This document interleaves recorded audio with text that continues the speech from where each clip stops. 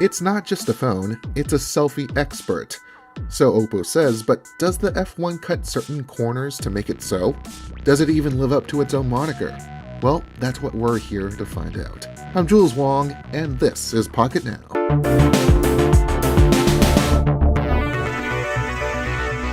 A metal backplate? A polycarbonate shell? In 2016's middle-of-the-road price range, the competition has brought their all-metal jackets to play, and OPPO didn't. But we think it got away with something here. In addition to cost reduction, it also lent enough palmable metal to keep that cool feel on contact and a small sense of luxury. But it's not much luxury as we take a closer look at the back. We find speakers and only one LED to serve as a camera flash. Flip the phone over, and you have capacitive keys that don't have light-up icons, and a 5-inch 720p tad-warm LCD. As you can probably tell, we had a hard time shooting the display while outside, and that's thanks to the panel's limited brightness range. More of a sin to us than the low resolution is. The F1 has dual SIM capabilities, but there is a slot that has a microSD card space to expand that native 16GB of storage by up to 128GB. Even better news on the insides though. The Snapdragon 616 promises very consistent power, and with the 3GB of RAM, this phone shouldn't really stutter. Well, it does in tiny ways, but we'll get onto that. On paper, the F1 is a modest but substantial phone. Modest is not the software though. ColorOS is a tangly matter. Exhibit A, lock screen. You can opt for it to show a magazine of sorts, constantly rotated images of pretty things every time you unlock your phone. Like beautiful woman. Sure is a man's world, huh? Beyond that, the typical Chinese Android traits are here, mimicking the layout of iOS, having a theme store, screen gestures that apparently work only one time out of 3, animations, some superfluous things here and there, of course. The notification shade is at least a decent one, it even adjusts its layout for landscape mode. The nastier side of ColorOS out of the box shows off how much of a control freak it is. Seriously, the security center nudges you to send unwanted memory, be it stored or active, up into space, Major Tom. It aggressively manages your power usage with a smart mode that kicks in at around 40%. What's so irksome about it is that you can't edit any of the behaviors it's set to do, even though it seems to invite you to do so. It even tells you every so often to take a break and eat. Hey, I know what I'm doing with my time, OPPO.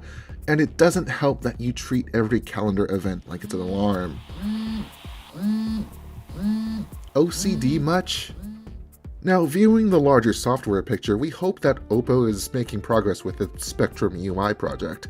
In the meantime, ColorOS, presented by default, doesn't color us impressed. Camera-wise, we are pretty happy for what the F1's worth. 13 megapixels is fine for the rear, an f2.2 aperture is okay, but the rest of the work goes to the functionality-packed software, with features like 50 megapixel snapshots through compositing, raw output, manual focus, and just a whole bunch of nifty features. The Pro mode is a bit of a joke though, as the fastest shutter speed you can manually set to is 1/4 of a second. Focus was a tad tricky to get sometimes, but we're pretty happy with the results. Decent color balance and great detail in bright conditions, as is the standard for most cameras. Contrasty situations gave some trouble to the F1, with far-off details awash in mud and noise, and blown-out sky too. Lower light still, and well, so much for dynamic range. On the selfie side, the 8 megapixel camera, with a relatively large sensor, does a decent job.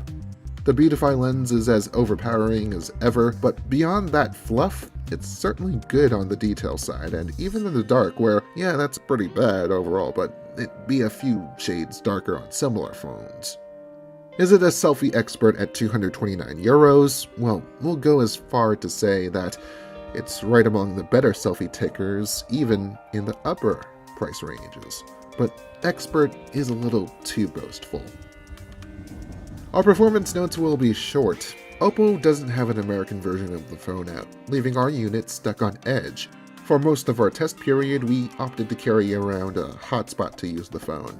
While benchmarking scores show good potential, we found that moving around the UI uncovered some occasional jitters just from how burdensome it is. Casual gaming is fine, more intensive games come pretty smoothly with the very rare frame drop.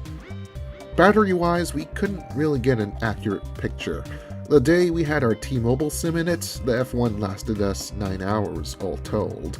While sticking strictly to Wi-Fi, we've been able to go into the next day with 40% battery.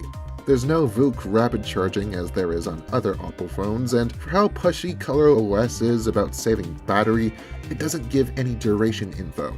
The best estimate we can fathom based on these percentages is about 3.5 hours of screen on time.